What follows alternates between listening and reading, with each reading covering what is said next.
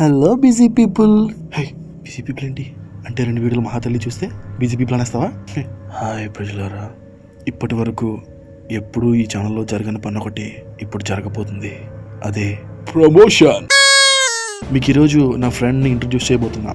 He is Raju కన్నేబోయినా.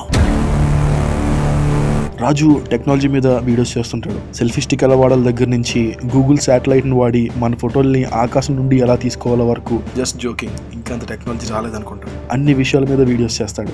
ఇతని popular videos WhatsApp video calling, T-shirt printing, live TV on phone examples. Link డిస్క్రిప్షన్లో పెట్టాను. ఈ video చూడడం అయ్యాక check his videos and subscribe. ఇంకా మనం వీడియో స్టార్ట్ చేద్దాం. Okay, let's see 20 facts about ఆత్మలు.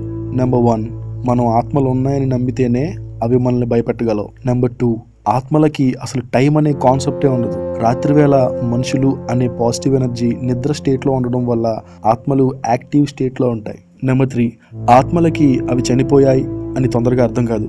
వాటికి ఆత్మగా ఉండడం ఒక భయంకరమైన కలగా అనిపిస్తూ ఉంటుంది. నెంబర్ 4, ఆత్మలు మనతో చాలా రకాలుగా మాట్లాడగలవు. ఫర్ ఎగ్జాంపుల్ కళలు, సబ్లిమినల్ థాట్స్, ఆటోమేటిక్ రైటింగ్, పెండ్యులమ్స్ ద్వారా, ఓయిజా బోర్డ్, ఇలా రకరకాలుగా.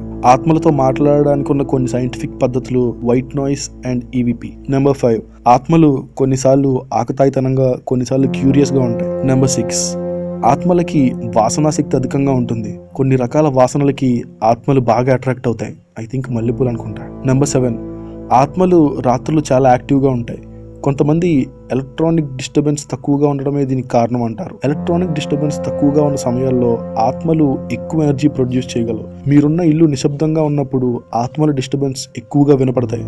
నెంబర్ 8, ఆత్మలు వాటి రూపాన్ని మార్చుకోగలవు. జనరల్గా మారే రూపాలు ఆర్బ్స్, ఒక చిన్న కాంతి, పొగ, మంచు, నల్లని నీడ, నీడల్లో దాక్కునే నీడలు, బ్లర్గా ఉన్న మనిషి, ఫుల్ బాడీ కనపడడం చాలా రేర్గా జరుగుతుంది. నెంబర్ 9, మ్యాక్స్ గోస్ట్ యాక్టివిటీస్ అన్ని రెసిడ్యువల్ హంటింగ్. ఆత్మలు మనుషుల స్టేజ్లో ఉన్నప్పుడు జరిగిన సంఘటనలు మళ్ళీ మళ్ళీ ప్లే అవుతూనే ఉంటాయి. అలా జరగడం మీద వాటి కంట్రోల్ కూడా ఉండదు. నెంబర్ 10, ఆత్మలు వారి శక్తిని చిన్నపిల్లల ముందు, టీనేజర్స్ ముందు ఎక్కువగా ప్రదర్శించగలవు. వాళ్ళ దగ్గర నుంచి ఎమిట్ అయ్యే ఎనర్జీ వల్లే అవి వాళ్ళని తొందరగా ఆకర్షించగలవు. మీ పర్సనల్ ఎనర్జీ ఎంత తక్కువగా ఉంటే ఆత్మలు అంత తొందరగా మీకు అట్రాక్ట్ అవుతాయి. నెంబర్ 11, ఆత్మలకి కొన్నిసార్లు వాటి హ్యూమన్ బాడీకి సంబంధించిన మెమరీస్ అండ్ ఎమోషన్స్ గుర్తొస్తుంటాయి. జనరల్గా అవి ఆ హ్యూమన్ బాడీ చనిపోయే ముందు జరిగిన సంఘటనలే ఉంటాయి. నెంబర్ 12, అన్ని ఆత్మలు భూమి మీద చిక్కుకున్నవి కాదు. కొన్ని కావాలని ఇక్కడే ఉండిపోతాయి. నెంబర్ 13, ఆత్మలు వాటి ఒరిజినల్ శరీరానికి సంబంధించిన ప్రవర్తననే కలిగి ఉంటాయి. నెంబర్ 14, జంతువులకి, చిన్నపిల్లలకి ఆత్మలు ఎక్కువగా కనబడతాయి. నెంబర్ 15, జంతువులకు కూడా ఆత్మలు ఉంటాయి. అవి కూడా ఆవహిస్తాయి. మీకు ఈ విషయం మీద ఏమైనా డౌట్ ఉంటే అవినాష్తో నేను చేసిన ఇంటర్వ్యూ చెక్ చేయండి. లింక్ ఇక్కడ పెడుతున్నా. అందులో అవినాష్ తన బాడీలోకి దూరిన ఒక ఆత్మ గురించి మాట్లాడాడు. నెంబర్ 16, కొన్నిసార్లు ఆత్మలు మనుషులకి సహాయం కూడా చేస్తాయి.